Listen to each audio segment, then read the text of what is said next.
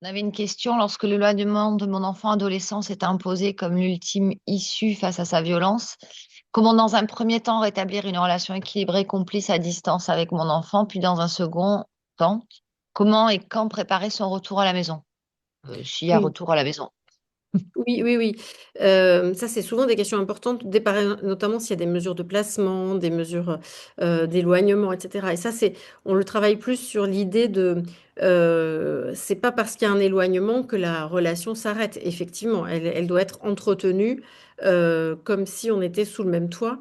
Donc, évidemment, ça va pas être avec les mêmes modalités, mais souvent l'idée, c'est de manifester à l'enfant sa présence, alors plutôt ça peut être par des attentions, des messages, des lettres. Vous allez me dire que plus personne n'envoie de lettres, mais justement, de refaire, voilà, de faire des courriers. Souvent, c'est un peu cette idée-là. Et d'envoyer des petites choses, parfois des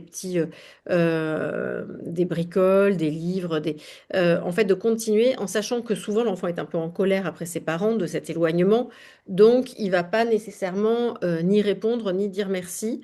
En tout cas, c'est comme ça que ça se passe au départ. Mais ce qui est intéressant, c'est, encore une fois, c'est pas ce que l'enfant fait ou fait pas, c'est ce qu'on fait en tant que parent. Donc, l'idée de continuer ou de dire, bah, une fois par semaine, j'envoie tel truc avec un petit, alors pas pour couvrir de cadeaux, hein, mais une petite attention, un truc qui est un peu personnalisé.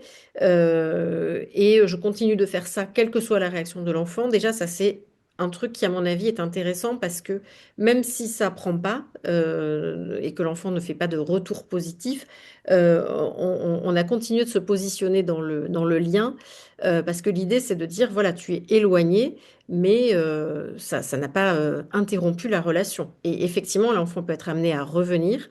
Donc là, alors moi, des témoignages que j'ai eus, les retours en famille, souvent, il peut y avoir enfin, ça se fait progressivement, un week-end par-ci, puis après un peu plus, etc. Mais souvent, on repart quand même sur des bases qui sont un peu différentes. Je crois que ce qui est important, c'est la présence, c'est-à-dire que même si c'est se voir un week-end par mois, c'est une espèce de disponibilité à avoir. Même s'il y a de la violence, bah, c'est et de la provocation, ce qui est normal et attendu, d'avoir des stratégies, de se faire entourer, peut-être qu'il y a des personnes à proximité, de tout préparer. Mais du moment où l'enfant est éloigné, il faut déjà préparer le retour, en fait. Bon, on peut aussi prendre soin de soi, mais il faut déjà anticiper que la relation continue et qu'on va continuer de l'alimenter aussi. Et ça, c'est aussi important de dire aux parents que voilà, cet éloignement ne marque pas la fin de leur parentalité. C'est juste justement un parcours et c'est souvent un acte aussi un acte d'amour, un acte de protection.